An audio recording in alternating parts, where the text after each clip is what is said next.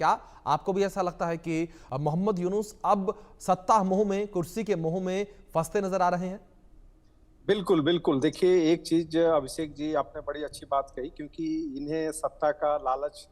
मिल चुका है, लेकिन इसके जी, पीछे भी कुछ अंतर्राष्ट्रीय कारण हैं। जी, और देखिए, बांग्लादेश में नो डाउट आज अमेरिका का जो स्टैंड है हम सबको पता है, चाइना का क्या स्टैंड है, पाकिस्तान का क्या स्टैंड है और जिस प्रकार से यूनुस उनकी हाथों की कठपुतली बन के क्योंकि आप देख सकते हैं कि जब से आए हैं लगभग 11-12 देशों का दौरा किया और कहीं से भी इन्हें वो सपोर्ट नहीं मिल रहा है। तो ये अभी भी उस जो एजेंडा जिस एजेंडे के तहत इनको डीप स्टेट ने बैठाया था, वो एजेंडे को लागू करने के लिए ये टाइम टेकिंग प्रोसेस के लिए इस तरीके की चीज़ों को कर रहे हैं। हालाँकि अभी लंदन में जिस प्रकार से इनका विरोध हुआ, आप समझ सकते हैं कि एक प्रशासक का ब्रिटेन में जाना और वहाँ जाने के बाद वहाँ के बांग्लादेशी जो ओरिजिन के लोग हैं, वो इनके खिलाफ प्रोटेस्ट करते हैं और गो बैक के नारे लगाते हैं। तो आप इससे समझ सकते हैं कि इनकी जो लोकप्रियता थी, नोबेल पीस प्राइज़ की जो एक लोकप्रियता थी, वो किस तरीके से एक तरीके से धीरे-धीरे डिटोरिएट हो रहा है। तो वो बांग्लादेश ऑब्वियस है कि जनता का जो समर्थन इनको शुरू में जो मिला था यूनुस को, वो धीरे-धीरे डिक्लाइन हो रहा है और एक तरीके से आप देख सकते हैं कि आर्मी के साथ भी इनकी बहुत अच्छी अब ट्यूनिंग नहीं रह गई है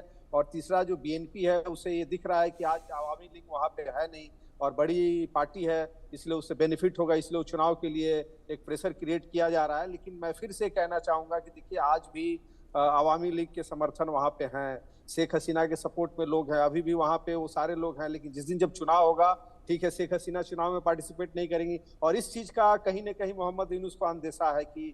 जब अगर हम चुनाव का डेट घोषणा कर देंगे, तो उसके बाद इनकी स्थिति बड़ी खराब हो जाएगी। इसीलिए चुनाव को डे बाय डे हर तरीके से कभी प्रोटेस्ट के माध्यम से, कभी ऑल पार्टी मीटिंग के माध्यम से, कभी रेडिकलाइजेशन के माध्यम से, कभी प्रोटेस्ट के माध्यम से इसको एक तरीके से टाइम गेन कर रहे हैं। ताकि इनका जो मेन जो एजेंडा है जिन लोगों ने इन्हें बैठाया है, उस एजेंडे को किस तरीके से वो लागू कर सके। तो आज जिस प्रकार से आप देख सकते हैं कि ऑपरेशन सिंदूर जब भारत चला रहा था, उस समय भी उनके जो इंटरनल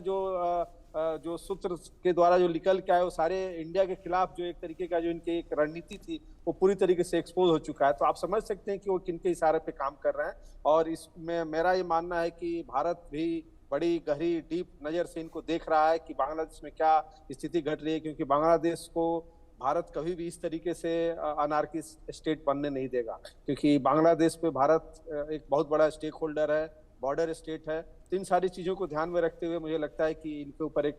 प्रेशर भी बनेगा, इंटरनल प्रेशर बन रहा है, भारत भी प्रेशर बनाएगा और फाइनली इनको चुनाव में जाना होगा और जो एक डेमोक्रेटिक